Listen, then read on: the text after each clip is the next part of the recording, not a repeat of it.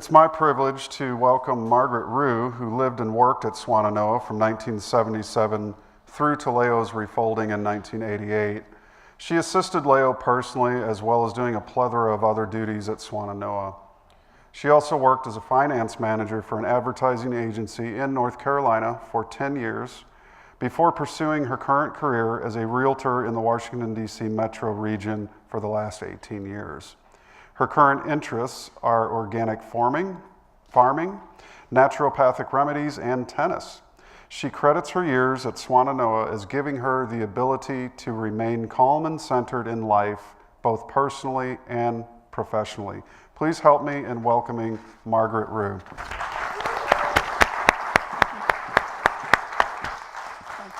Thank you, Matt.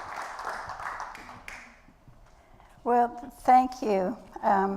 And I really appreciate the opportunity to being able to speak, and I really appreciate all the work that Matt Presti is doing, the work that all the board of directors of USP has done through the years to really carry on the message and move it forward.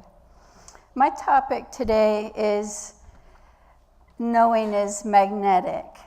And the reason why I chose this is I feel that it's foundational to everything we do in life. We have to tune back in to the out of the blue phenomena or out of the silences. And just as an exercise before I get started, if everybody here were to recall an experience in their life where they felt a strong elation, a strong ecstasy, or just something very joyous and motivating, if you just recall that for yourself. Is there anybody here that has not experienced that? See, it's a recurring phenomena throughout life. And really it's an indication of God talking to us. And it's often overlooked. And I think if people were to recognize it for what it is, it could become so valuable in their life. Because everyday life is a workaday life. It can be very stressful. It can be very distracting. We can move away from that stillness and that calmness, and we have to keep reminding ourselves, and it's a continual struggle. In the first diagram here, I love this because the outer ring is the body or the senses, and the inner still point is the mind or the God light. And as Leo indicated, this was centering every cell in our body. And so to be able to reawaken it or even recall it at will is so vital in just getting through our everyday, workaday careers. Now, for those that did not see Swannanoa in its heyday, I just attached a few pictures. As Matt mentioned, I had worked at Swannanoa from 1977 through to Leo's refolding. She actually fell forward into my arms as she refolded. And of course, it was a shock to all of us because Leo had such a vibrancy and such a spirit about her that you felt she was invincible. And looking back, I now recognize the signs that yes, her body was weakening, but her spirit was invincible. And as we know, she worked meditatively throughout the day, so she really felt that centering God presence throughout the day. And so this is why it was hard to see her succumb, that her body would succumb as it did. But Leo had a vision, and Arison really beautifully presented this in her talk. She had the vision of the Rockfish Gap, which overlooks to the one side of the mountain. And as soon as Leo saw that, she said in her vision, Christ had his hands on her shoulders, and they were looking out to the valley together. And so when they came up the mountain and she and Walter walked up to that view, it was exact to her vision. And so this is what gave her the certainty of knowing that this was the location for their work. And it was a Herculean task for her to get it ready, and it's unbelievable that they got so much done in really just 1 or 2 short years. They were able to open it, they were able to sculpt the Christ figure. Leo knew how to put her deepest desires into form. And the demonstration of it is remarkable here at Swannanoa. This is the Christ figure she and Walter Russell sculpted together. I apologize for the quality of the photos. These were taken some time back, but Leo loved roses, and many of the roses in these pictures actually dated back to Dooley's time. They had survived that long.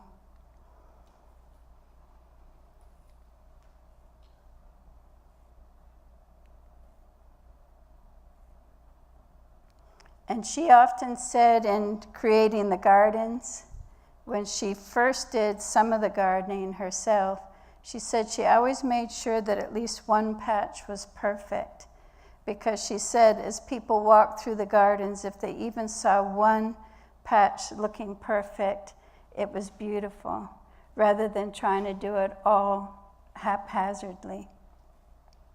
And the reason why Leo was able to create so much is she drew people to her, and I'm not entirely sure how she did it. I remember one day she was wishing for a new yardsman, and it was either later that day or the following day, someone came up the mountain offering their services, and I think he stayed probably 2 years and did excellent work for her. And people came and donated their efforts and their services just to be able to be around her. And this is certainly my story. I was introduced to their work when I was only in high school. Growing up in Canada, I had a physics teacher that spoke with such enthusiasm about Walter Russell. And I approached him after class, and he gave me The Man Who Tapped the Secrets of the Universe. And I just knew right away after I read that book, I said, this is for me, because I couldn't find anything else that really spoke to me.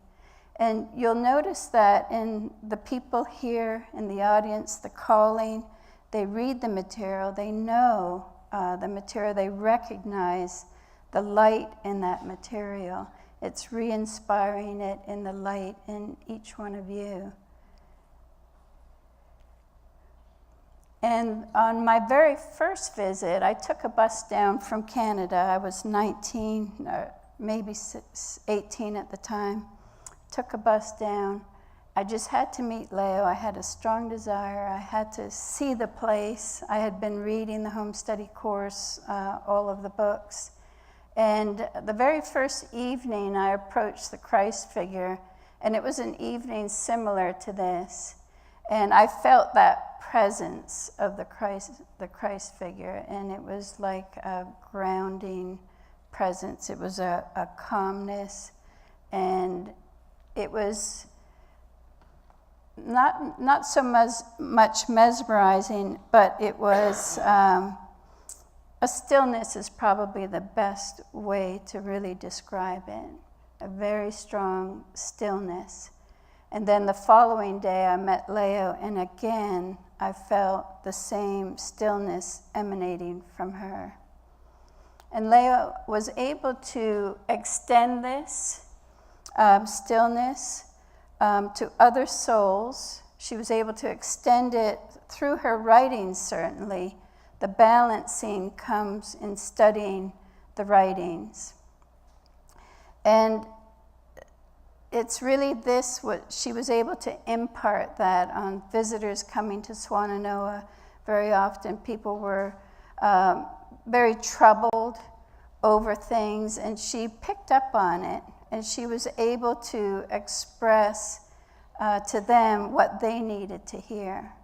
And she certainly did this for me when I first came as well.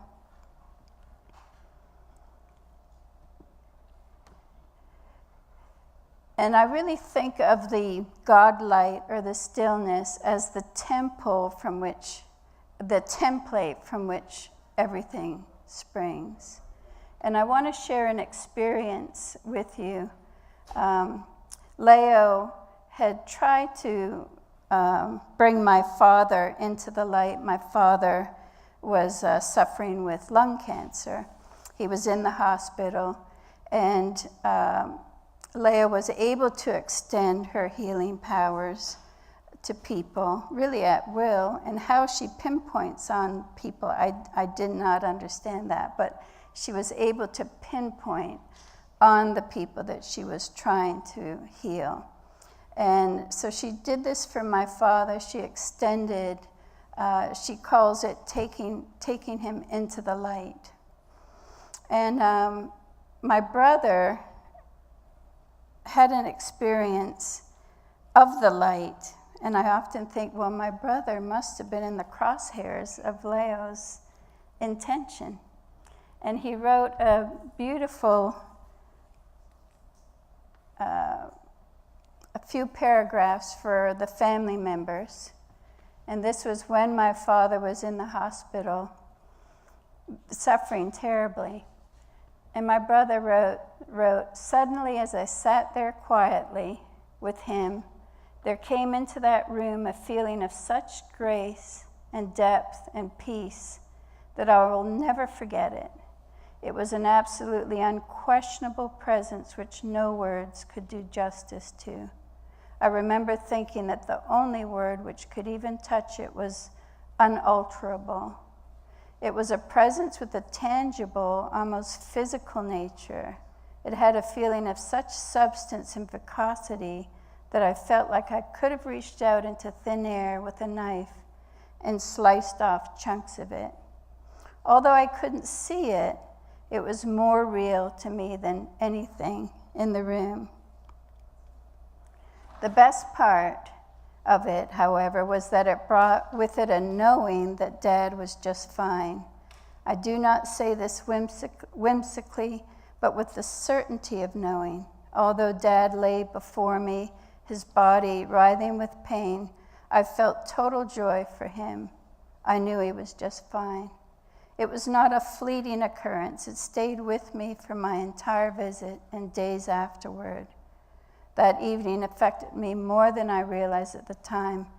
I had been raised very much believing in science and the power of mind. This was beyond the mind. For me, it was the evening where God went from being an idea in my mind to something I actually knew as real. This transformed my brother, and how fortunate that he was able to relate this to the family. And the Russells do say that as you reawaken the God light within you, it is a transformational occurrence, just as Kim so eloquently presented. And you can't really go back, which is the great thing. You might have terrible troubles in the world, but once you're transformed, the troubles, even though they may still be there, you see it for what it is. It's a growing experience. So you're actually insulated so much from the pain of it. And even in today's world, we all feel terrible stress because we see a lot of people making so many mistakes. You know, you see people just destroying their bodies through poor practices, and you wish you could call out to them and say, why are you doing this? And they unknowingly are destroying their bodies.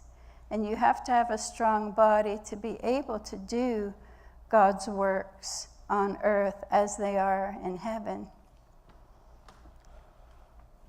And this is a summation of really what my brother learned. So you don't see God, but you can know him, and it is a certainty. It's unalterable and very real.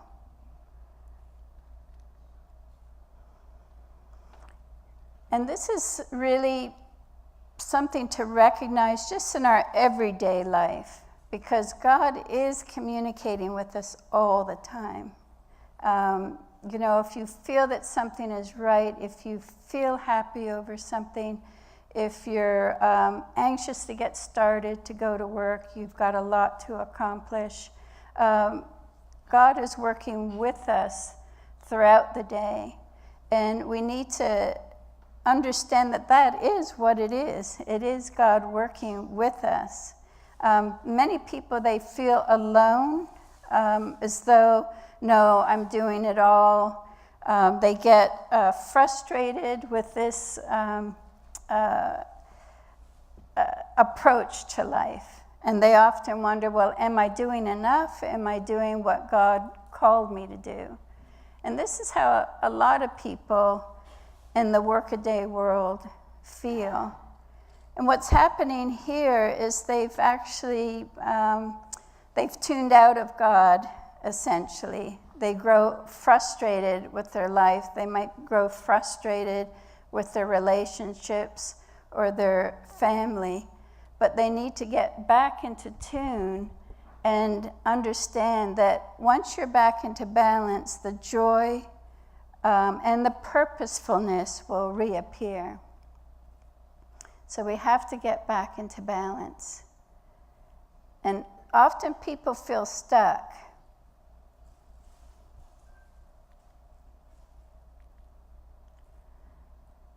And so Leo has a beautiful passage in her Why You Cannot Die, which I just want to share with you. One simple act of love will begin the soul awakening. One gift of love to another will awaken that heretofore unknown power and exalt man to unknown heights. Man begins to transcend his body the moment he gives love out from himself to another, whether it be a kind word to one who is hungry for love or an act of mercy to a crippled bird. The very doors of heaven open wide for such a man to see the light within. That is the meaning of the words, "Blessed are the pure in heart, for they shall see God." And so it's the phenomena of service to one another. So many people that are not of God or not tuned into God are takers. And then they wonder why they're miserable. What they take doesn't satisfy them. And everyone meets takers. I've met many takers. And I see the unhappiness in them because they're caught up in themselves and they haven't reached out of themselves to give out. And so they're lost beings, really, sadly lost beings. And if they were to just do a simple act, just a simple act to get themselves out of the funk, even if it's buying a puppy, visit a neighbor. You have to get outside of yourself and quickly. Taking a class is excellent. Taking a walk into nature to try and find that centering point. And many times you can cure it just through gratitude. If you realize, oh my God, how lucky you are, and just recognize that within yourself, that everything has been given to you.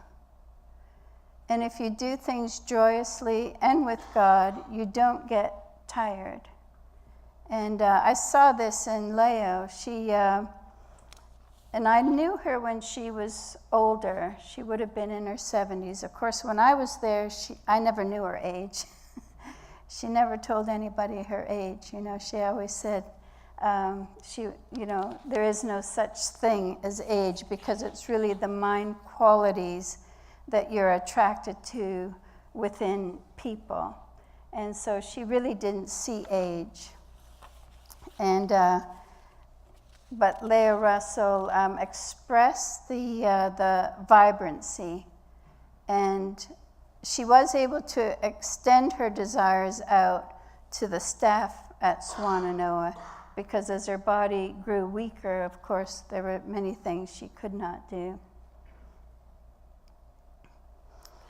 Another thing that she spoke of is that we were in our fifth kingdom stage. In other words, everything happens in stages, and this is for a human being growing up, it's for a civilization growing up, it's for a solar system growing up. It happens in 9 octaves or 9 stages. And she indicated that we were really in the 5th stage. We were only in the beginnings of realizing our God awareness. And the 6th stage is where you have more of the genius stage individuals, whereas the 5th stage, there's still wars on the planet. She always said, as long as one man is killed, we're technically still in our barbaric stage. But this is important because our churches have taught us how to pray to a God, but not how to meditate with God. And so her teachings were really there to try and elevate man through the 5th stage into the 6th and beyond. And this is representative of the different efforts in forming the human body. The early octaves was really the animal and caveman stage. Our current stage is really the octave 5. God awareness beginnings 6, and then cosmic man 7 to 9. And then what's interesting is it's expressed even in our physical development.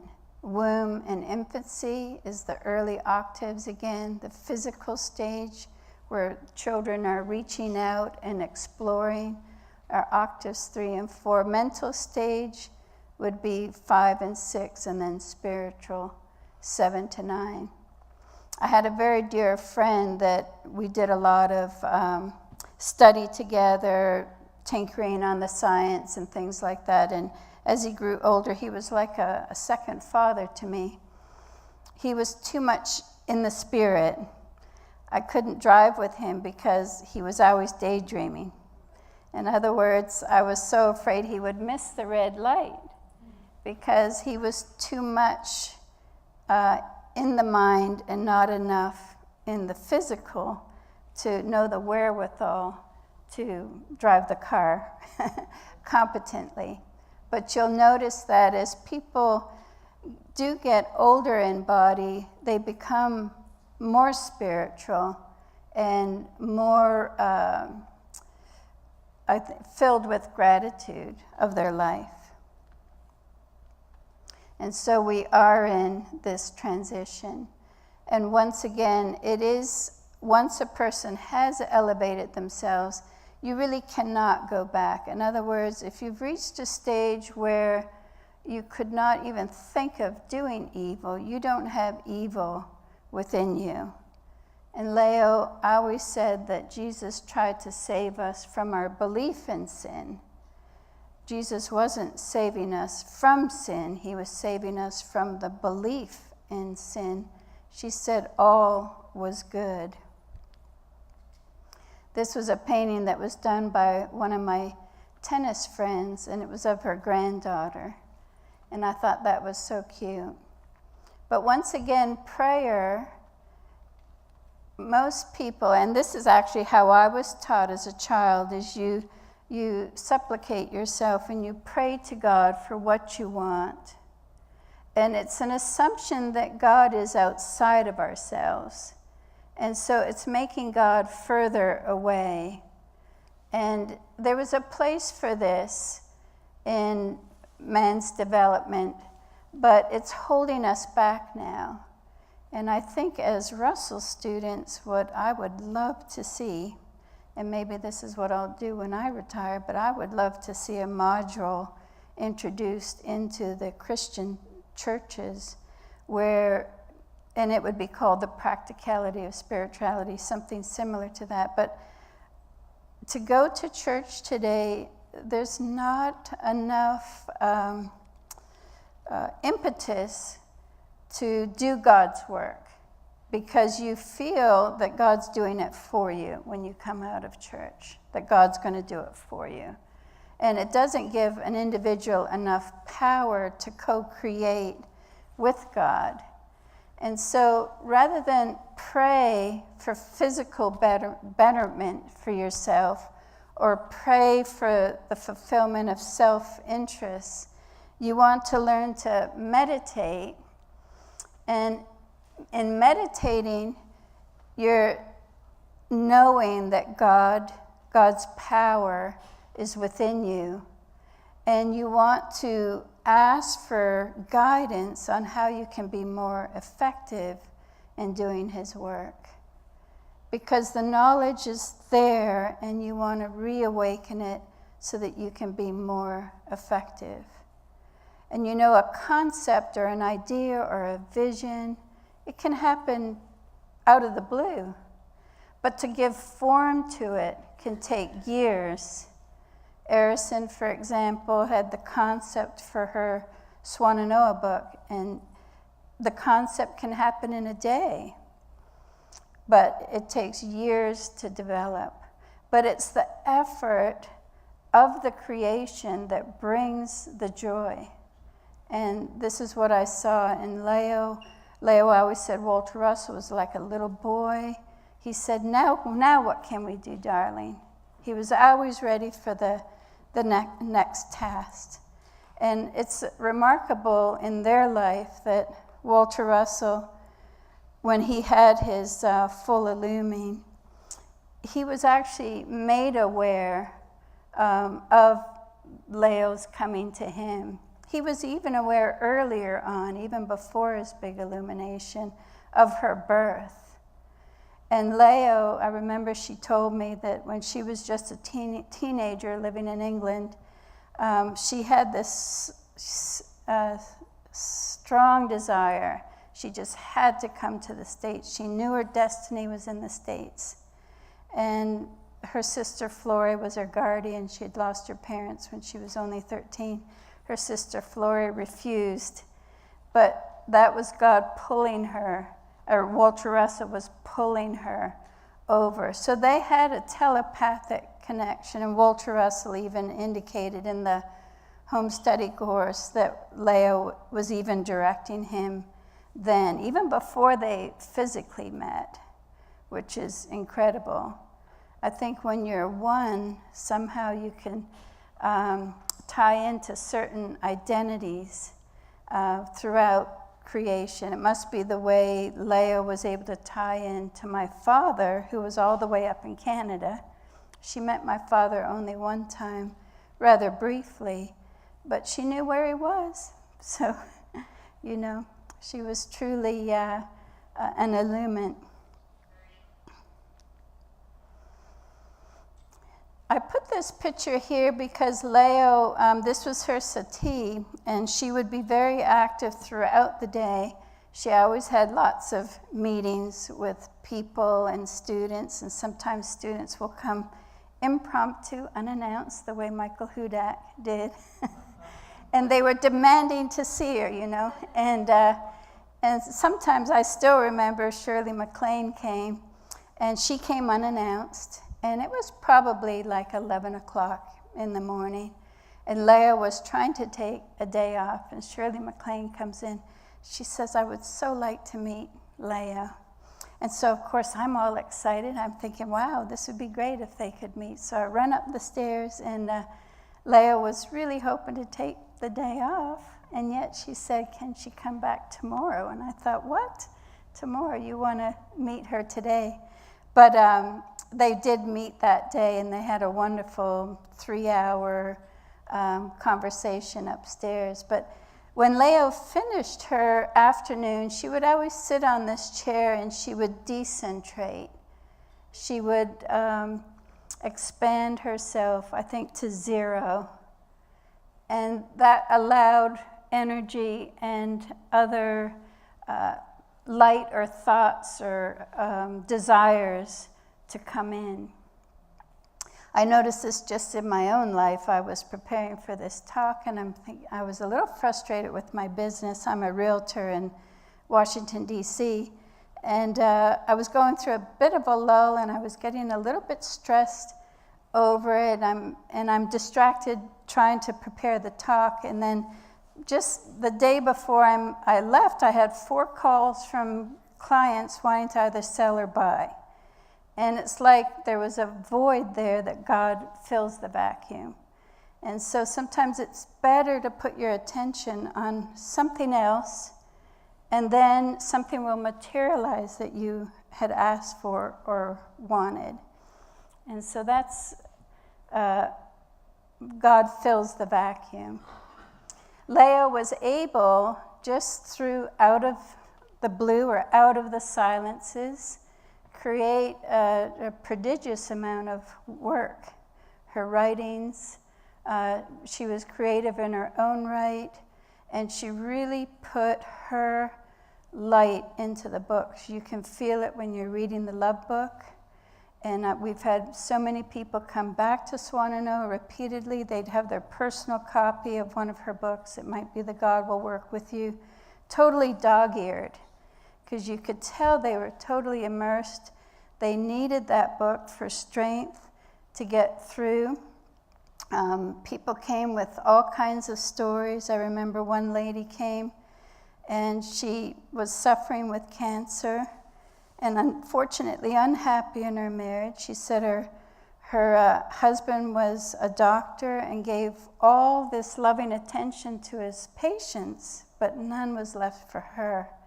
And so she grew resentful of that, and it probably was a causative factor to her cancer. And so Leo, of course, did all that she could to correct the woman's thinking, because you have to extend out from yourself what you can, and then the love in the vacuum gets filled. So even if you may not get it personally from the person in your life, you can derive it from other means.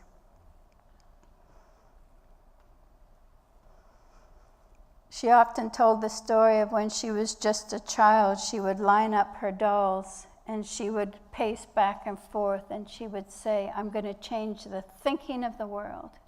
I'm going to change the thinking of the world. She was just a child, and she knew that was her purpose and her desire.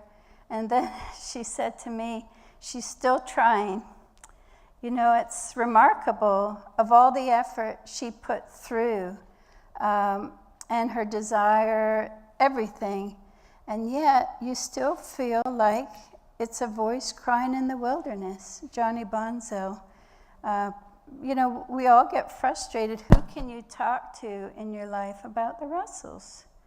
I've been in Washington, D.C. I belong to a Unitarian church. It's, you know, it's a nice place where your thoughts are accepted.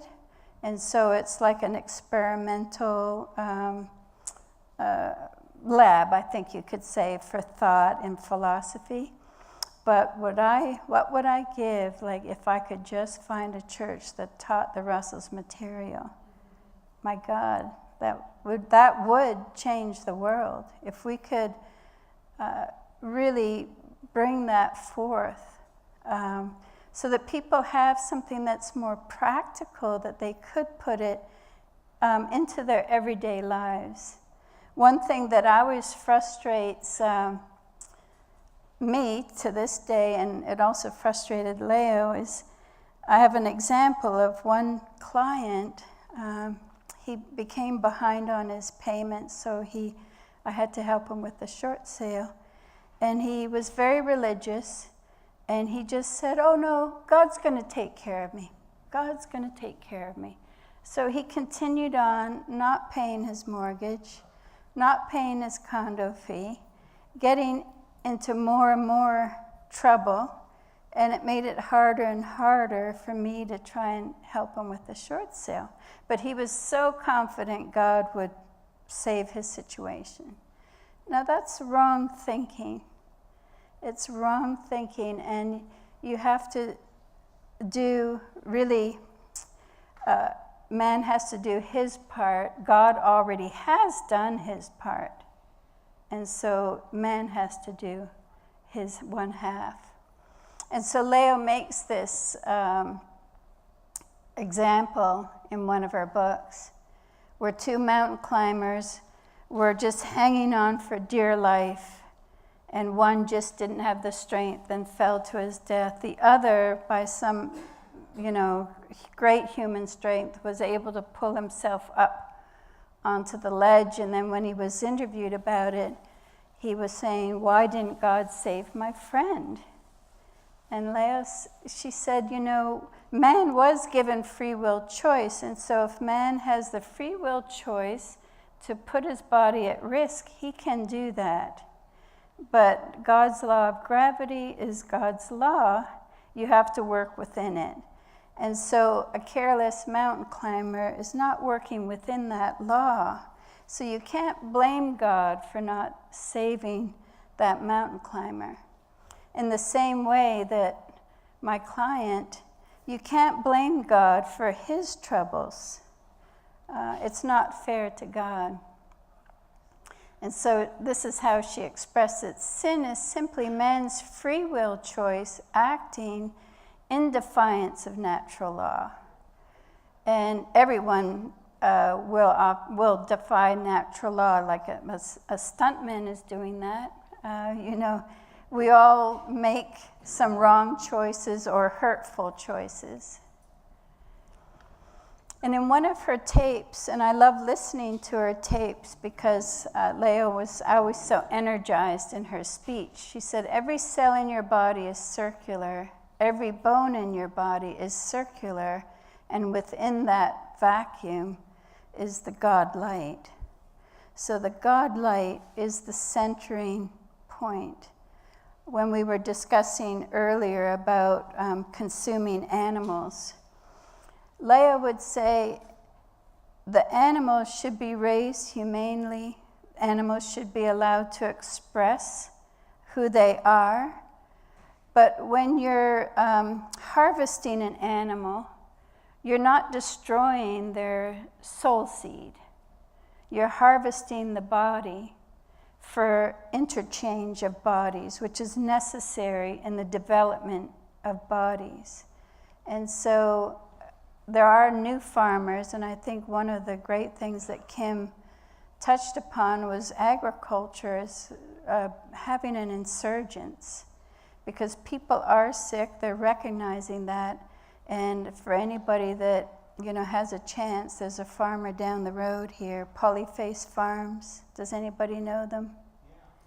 Yeah, Joel Salatin. He's just south of Stanton, 500 acres. When his father bought the land, he had hardly any organic matter, less than 1% of organic matter in the soil. And just through mimicking nature on his farm, and he does it through grazing animals, because animals actually build the soil if it's done correctly. There's a thing it's called MIG, M-I-G. It's rotational grazing system. So he's mimicking the African savanna, for instance, or the Midwest when at one time there were buffalo. The animals are critical for soil health. And today, many years later, he has 8% organic matter. He can withstand any kind of drought. His neighbor's grassland looks dry and brown. His is lush and green. He's learned how to harvest all the rainfall that comes to his land. If there was ever a demonstration of a man working knowingly with God, it would be Joel Salatin. And it calls to mind, Leo often recounted a story. She said, a minister comes by to one of his parishioners, and the minister looks over this man's farm and he says, my God, how God has blessed you. Look at your fields of beautiful wheat and your animals and your green grasslands, how God has blessed you. And the farmer said, well, you should have seen this when God had it by himself. Because it is man's ability to create and massage the land for his benefit, for the benefit of his animals, but for the benefit especially of the soil and the environment. And did you say I have 15 minutes? Okay. All right. Thank you. The reason why I put this here is because the cyclonic nature of motion is fascinating to me. I've read the Russell's material. I've been busy in my life. I haven't studied as deeply as what I would have liked, but every once in a while I'll see something in nature and I say, oh my God, there's that spiral motion. And this is a tree in my neighborhood where you can see the contours of the spiral. It's like stretch marks in the tree, and you can see it here as well. But the conical motion, as Russell said, the compression happens from the outside, the expansion happens along that still magnetic shaft. There's always that stillness down the center, but the expansion will happen from the inside. And so through nature, you'll see this. I went to a swamp in North Carolina called Three Sisters Swamp. They had trees there, 2,000 years old, still alive and totally hollow. And so the center, the disappearance starts in the center, moves its way out as the tree refolds. And then this was a representative of the same. This tree is totally hollow, still alive, thousands of years old. But once again, it's frozen. The process of the spiral motion, life and death, it's frozen, and it's represented here in the tree. And this is one of my favorite diagrams because, again, you can see the interchange of the conical motion. And then if you'll notice right here, right down the center, that's, I guess you would call it the cathode wall or zero along the equator. And that's an important observation too.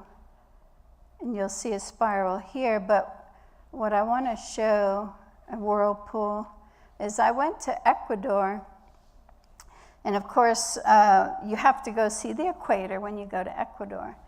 And so this gentleman had a portable basin, and he placed that basin just 2 feet. If this is the equator, he places the basin 2 feet to the north of the equator, and he fills it up and then allows it to drain through. And the whirlpool is a counterclockwise whirlpool. He steps 2 feet to the south of the equator, does the same thing, and it's a clockwise whirlpool. And then he gets right on top of the equator and fills the basin, and guess what it does? It's no whirlpool. It goes straight down, no contours. This gentleman is just placing a leaf there so you can see the motion, but it goes straight down. So it's hitting the cathode wall. And then another thing that demonstrated it beautifully is we were asked to take a raw egg and balance it on this nail head. And as you do it, you can feel the cathode will grab it. And because it was a raw egg, it balanced it perfectly. And so it just sat there on top of a nail. And it shows you the power of the cathode. I think that might be I don't know if that's the correct terminology. This I love because it represents the heartbeat. The heartbeat. There's a song that Andre Bocelli sings, and it's called Love Grows. And you listen to that, and you feel the universal heartbeat in that song. The reason why people fall asleep at symphonies is because it's bringing you one with that heartbeat, and it calms you down. And a lot of people can't help but fall asleep. But I just want to finish up here. For anybody that wants inspiration, or if you're having a lousy day, you need to call this lady up on your YouTube or on TED Talks.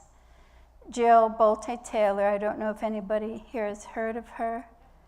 Yeah, she wrote a book called Stroke of Insight, and remarkable story. And really, it's everyone should really see it. But her left brain hemisphere shut down. She had a blood clot.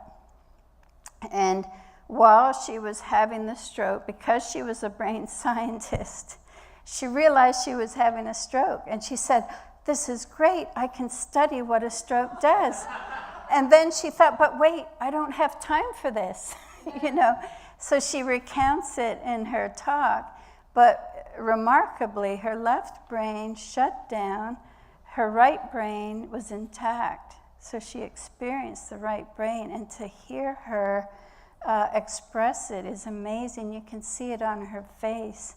But you know, she couldn't even see the definition of her body. She said it was all energy. And she was able to survive it. It took her 8 years to rehabilitate herself. She had to learn everything as though she was going back to grade 1. Unbelievable. But as she was walking, her mother was of great assistance to her. She would be walking on a sidewalk. She couldn't tell the difference between the sidewalk and the grass. There were no boundaries. So she really felt one with everyone, one with the world, and how fortunate that she has this, that she can recall at will. She's experienced it.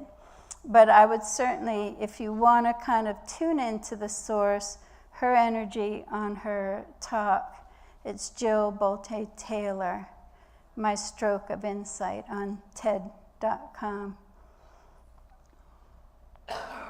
And I just have one more quote I want to share with you.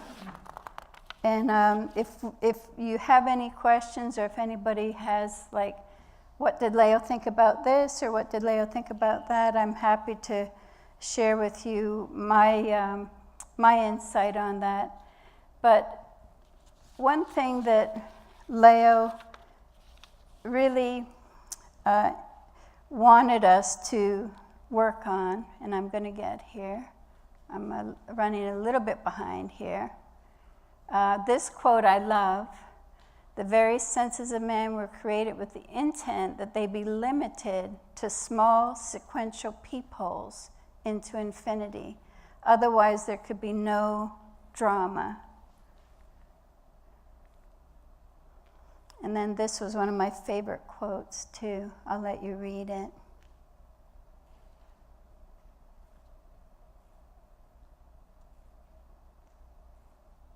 The reason why I like this quote is my older brother is a material reductionist scientist type, and he will not acknowledge stillness or God or the phenomena of the magnetic shaft, you know.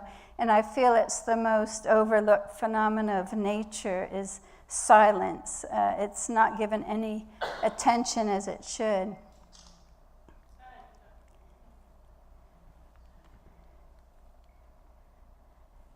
Store up treasures in heaven. I want to read this and then I can conclude.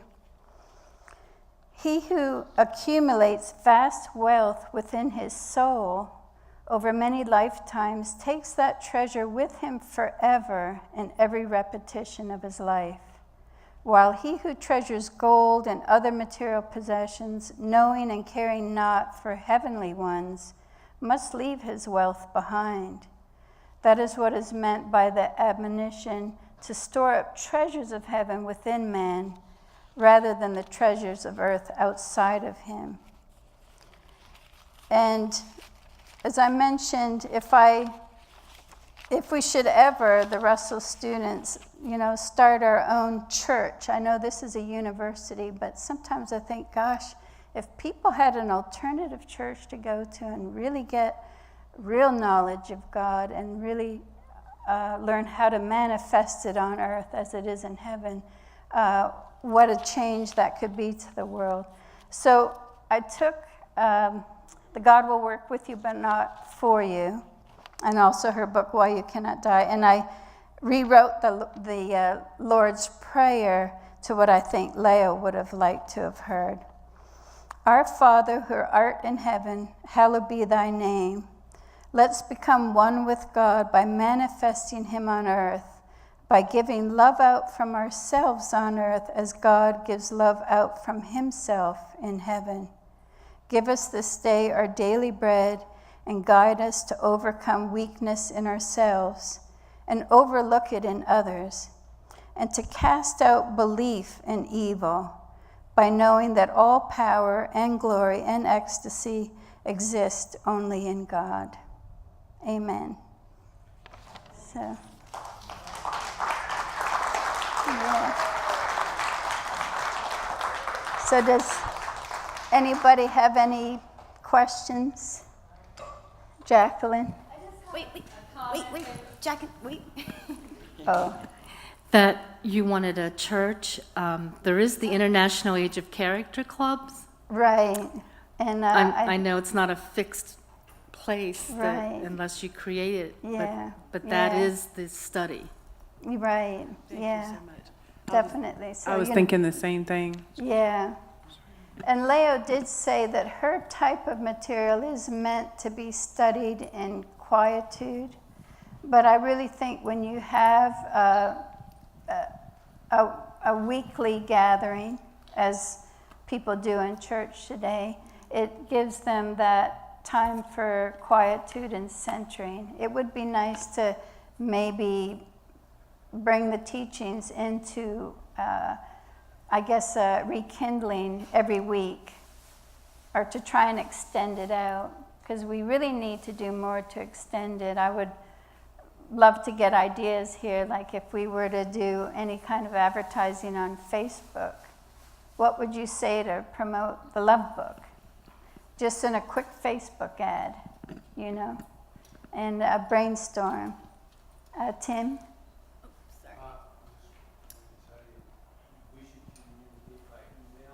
Okay. Oh. Oh, wonderful. Yeah.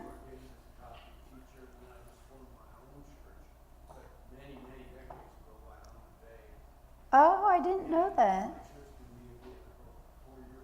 Oh, wow. Because Leo just thought the world of Hamid Bey and the Coptic religion. Right. Like, I feel like we need to meet people where they are,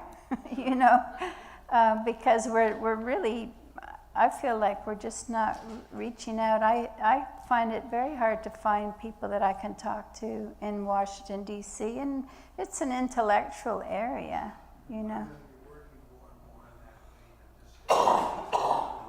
Okay. Right. Great. Yeah. Margaret, Yeah. over here. Oh, okay, sorry. I've heard some accounts of Leo walking silently with someone and then just stopping and turning to them and saying something profound. And I wondered if you could relate to us a similar experience that you had and Oh, yeah. what she had told you. Yeah. Some of them I related in my talk. It's on YouTube. I do remember walking around the mountain with her, and there was a beautiful sunset. And I said, Leo, look at that sunset. It goes all the way around. And she said, no, it's not going around. It's going from Cube Wayfield to Cube Wayfield. It's a reflection, you know. And then another day, she looked out, and you know how the sun comes through the clouds? And she says there's no parallel lines in nature. It's all radial. She said a lot of things to me. Another one that was interesting is she was wishing and hoping that Melford Okilo was coming from Nigeria. He was a deep student, and she was thinking that he was going to order a lot of books to take back to Nigeria. And she said to me, I'm not going to talk about it, because if you talk about it, you've already made it manifest, and it loses its impetus or power. So she said, I'm not going to talk about it. So she hoped and hoped, and sure enough, he filled a huge, large van of books that day. We clamored to get it all ready. But she said sometimes you shouldn't talk about what you desire. You should, I think, vision it, but don't necessarily talk to other people about it, because you're already making it manifest. You want to work on it quietly. So, yeah. I wanted to share Margaret over here, sweetie. Oh, yeah. Hi, Johnny. How you doing? Thank you for bringing some wonderful memories back. Yeah. You know, because anyway, when I left the mountain and years would go by and I'd go back and visit Leo, and I would express to her my frustration of, you know, as you know, you think you're a messenger and you're trying to get the message out, and that frustration, you just can't Right. find the people, you can't reach them. Right. And her words to me was that always remember that it's an individual journey first. Oh, And I could pick up your frustration, you know, how we want to share and so on, but, you know, as far as Margaret can grow, then the world can grow. right. That's So a good. remember that. Yeah. So your Yeah, very journey is good. the most important kind of thing. Yeah. So, but anyway, Very thank you for good sharing insight. that. It was Johnny and Jim Porter that actually was instrumental in my coming to Swannanoa. I showed up in the gardens, and I met Johnny and Jim, and they were so welcoming to me. And then it was the following day I met Leo. And then a year later, I came back. I came unannounced and started weeding in the gardens. And I was weeding in the gardens, working 3 or 4 days, and Leo called me upstairs, and she said, Margaret, what is your intent? And I said, I just want to help you any way I can. So I had read their book, Atomic Suicide, so I felt the urgency. So I just kind of invited myself. So, yeah. Kevin? I guess I've been wanting to ask this all day of everyone. I never got the chance to meet Leo Right. when she was alive, but yet to feel her spiritually and everyone else in '97 when I first came to the mountain. For you, spending all that time with her and being on the mountain, what would you say with yourself personally in your life? What did that do for you? Yeah, definitely, you know, a feeling that there's nothing that can really happen to me that will destroy my life, right? You know how you meet some people, and I have a friend that's going through a divorce, and, you know, she's stuck, and she doesn't know what to do, and she's crushed. She's just absolutely crushed. And but I can't say I've ever felt that, and I'm really fortunate, you know. And so I think it's just a sense of invincibility, maybe a little too much observation on my part. You know, I think I should be a little bit more proactive, because sometimes you can be an observer, an objective observer, right? And you don't get into the thick of it like you should sometimes. So And that might be because I don't have the male balancing me out, you know. I need to find that. So, because women are too much mind, men are too much of the physical. So you need the balance or the interchange between the two. But it's just an absolute calmness. And even though there's terrible things happening, North Korea, you know, a lot of things that are happening that you just wonder, oh my God. And Kim was very eloquent in really spelling it all out. But what I really feel is the insurgence of agriculture is tremendous. I want to become a farmer, actually. I really want to become a farmer because if everybody were to build soil, we can bring the carbon in the atmosphere back into the soil. We could bring it to pre-industrial levels. Yeah. Yeah, my sister gave me a little fridge magnet, and it said, only you can stop global warming, which is great because I have things to do. And she was raising 3 kids, you know, and but you know, you can worry about the world, but living it is where you really express and extend God on earth, just as she did in raising 3 children, and my brother in raising 2 children. And my brother, the one that had this experience, he's an electrician, works very hard. I mean, and yet he was blessed with this experience, and he's not the same person. He knows God now, whereas my older brother still is more materialistic in his approach to science, for instance. Yeah. Okay. All right. Thank you.